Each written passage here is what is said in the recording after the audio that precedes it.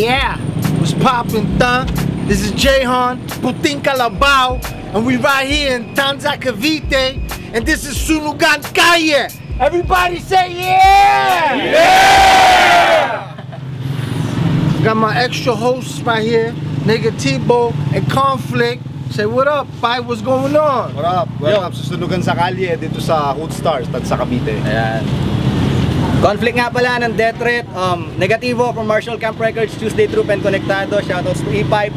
Unang battle na magaganap ngayon sa makasaysayang lugar ng Tanza.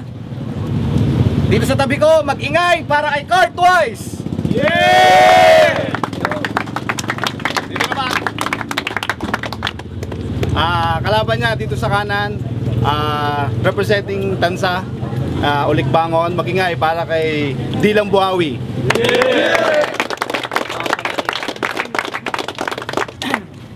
Yeah, we about to get it started right now. You ready? Ready? Let's go! Unang laban ko pa lang dito sa Sunugan, magpapamalas kaagad ako ng gilas. Gusto nyo bang sumanib sa akin ng espiritu ni Smaglas? Pero joke lang yun, kawawa naman to pag nagkaganon. Yo, eto, nakita ko sa YouTube, nagbabagang balita, mainit pa sa lugaw. Bakit ang lamya mo gumalaw? Di lang buhawin ako mag-raptin at tadyo bunganga na singaw. Tapos, di ka pa nagbabayad na lakas mo mag-trip. Pasalamat ka kay Manong, di kasi nagasaan ng jeep. At cheap mo naman nung nag-date kayo ng jowa mo, bumili ka ng chicha nun. Sus Mariosep, ang dami-dami pagpipilian, ba't pinili mo chicharon? Eh kung iitya kita doon. Yo, mismong tatay mo sinabihan ka na di ka husay sa duelo na to. Pero trying hard pa rin tong sirena na to. Lumabas na yung kanta ni Glock, aba nakikisiksik na tong Chinese na to. Pagamat kasabot sa pagsubo ng burat, ayun, pinalo ng patpat. Isa pang rason, request mo naman kay Airpat, magpa-surgery at magkaroon ng bilat. Idilat mo nga yung mata mo, nandi puro pasa sa tatay mo yung mata mo. Yo, dilat mo nga yung mata mo, nandi puro pasa sa tatay mo yung mata mo. Magpakalalaki ka, hinayo pa ka, hindi yung kapalalaki mo, niruromansa mo. Yung dyan sa Manalo dito, bakla, wag mo kamkamin. Talas ng isip, dapat ang puhunan, di puro refleksyon sa salamin. Hindi kagapuan na masaya sa pagiging tunay na lalaki. Mag-ipon ka ng achievement sa buhay, yan na tunay na lalaki. Kung sa bagay, anong alam mo sa pagiging lalaki?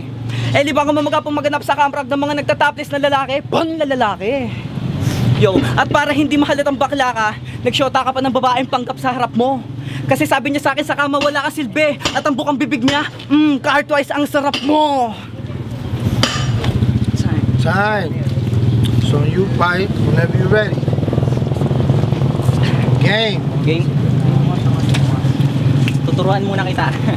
Ito bang unang hakbang ko sa Sunugan, kaya magpapakilala muna sa mga hindi pa nakakaalam na pangalan buhawi na handa kumawi ng mga buwisita. Humanda ka ba ka mataranta sa mga parondang atake ng aking labi? Pag umarang ka sa akin, hindi na makakataka sa malas mo dahil matalas ang tabos ng aking rima.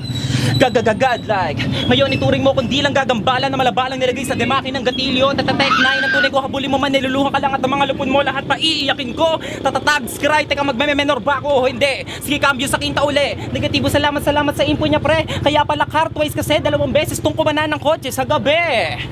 At hip-hop daw sa forma, wow ha, piling malinis sa katawan. Cartwise ka maligo kasi hindi ka tinatablan ng alias deodorant, kaya malamang yung shota mo gusto nang bumitaw. Dahil yung bagyo tapos na daw, pero yung keli-keli mo binabaha pa raw. At simbilis ng rapido ang katagapan nagrebelde ako, yan ay paalala. Kaya wag kang mangarap na matayog na matalo ako, dahil ako mismo magpapaalagwa. Lahat ng disco sa'yo tatama, walang mintis ka mananawa sa bangis ng mga bara, ako'y bis na makata. Real talk, nung nauso ang flip, tapat Sunugan, isa kalaman sa maraming peking makatan lumabas na piling mahusay. Kingin mo, sige nga kung makata ka, malamang kilala mo si Conflict, ano yung payo niya?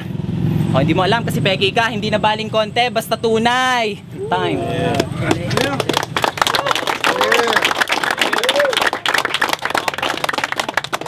Hey, round 2. Let's go, Pai. Whenever you're ready.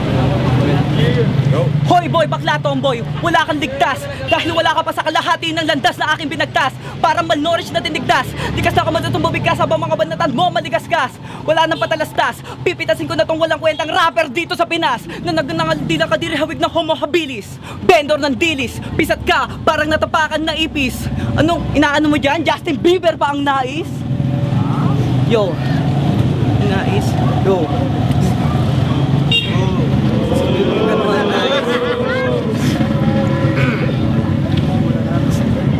Alright. Time. So are you fine? Let's go. Game.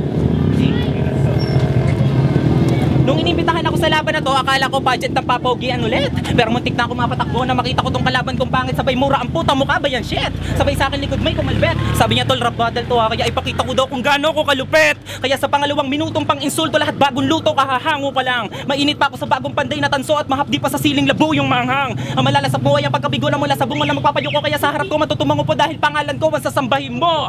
Di lang buhawi na parang bato-bato sa langit pero pakakawalan ko yung mga barang simbigat ng bulalakaw. Isang banayad na pasadang rat-ratang mala BIG at tupak ang iyong ikakapanaw. Ngunit wala ka na dapat ipag-alala dahil sagot ko na chong ang iyong barong. Wala nga lang banda-banda, wala nang para-parada, irerekta kita sa panchong. At time. Round 3, let's go! Di mo ako magagabi, gumamit ka man ng agimat o espiritual na kapangyarihan. Di mo ako magagalo sa masusugatang bansagan mo kung pangontrang kataas-taasan.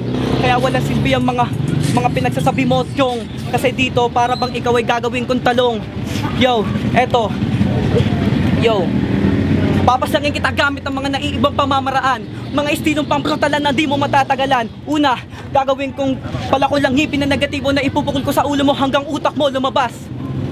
At sasakalin kita sa leeg gamit ng balbas ni batas. Kukunin ko ang baril ni Bryce at papaulan na kita ng bala sa katawan. Habang pinapalunok ko sa iyo yung gulong ng wheelchair ni Righteous One.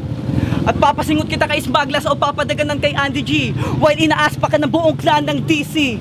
Hanggang maligo yung katawan mo sa sarili mong dugo na umaapaw. At yung bunganga mo, papakantot ko buong araw kay puting kalabaw. Ipapako kita pati warek sa krus ni Mel Christ. At habang buhay na magmamarka sa isip ng mga tao dito na ginawa ka lang bitch ni Cartwise. Bitch ka lang ni Cartwise. Yo, time. Yeah. Everybody make some noise! Yeah! Let's go, Pies on you. Okay. Ngayong tapos mo nang ilabas ang lahat ng lakas, ito na ang wakas ng pagmamabilis mo. Di sa nagmamataas ng aking atas, sinuman na alas di makakalagpas sa buhawi na ngayon ay malabagyo. Na kapag marinig mo ay baka sakali maalala mo pa. Na bukod sa pagnanakaw ay mukod, isa ka lamang magnanakaw na pangit mo, tangina mo ka.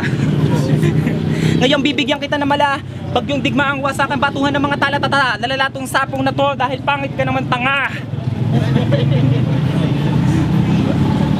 Oh, ba't mo ka pinatititigan? Huwag ka maingit sa aking face. Ayusin mo na lang yung mga punchline mo kasi out of this place. Makitid ang isip, wala na bang memory space? Magbikti ka na lang gamit yung sarili mong lace. Ano? Ba't di ka makatingin? Oh, gusto mo akong lamunin ng buo? Ba't mo ko pinandidilatan?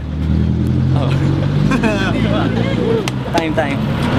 Yeah! That's our first battle today, you know what I'm saying? Kung sino para kay Cartwise, magingay mga kapatid. Sino para kay Dilang Buhawi, magingay.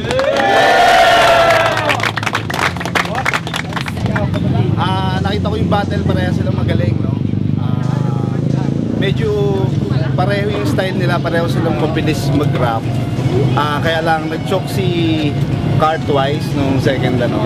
So parang dun siya na ano. So para sa akin panalo si Dilang Buhawi. Ayun, pareho silang may mga nasabi mo bibigat na linya, pero gaya ng sabi ni Conflict, nag-stumble o nag-choke si kaibigang Cartwise, kaya yun yung para sa akin ikinatalo niya. Naging mas malinis yung performance ni Dilang Buhawi. Bagamat sa third round medyo nawala rin siya, pero nabawi niya ng ibang bahagya bago matapos yung round niya. Kaya Dilang Buhawi tayo. Okay. So, ayun. Gaya nga nasabi nila, pareho sila ng style pero nag-stumble si Cartwise. So, majority ng votes goes to Dilang Buhawi. Magpalakpakan para kay Dilang Buhawi.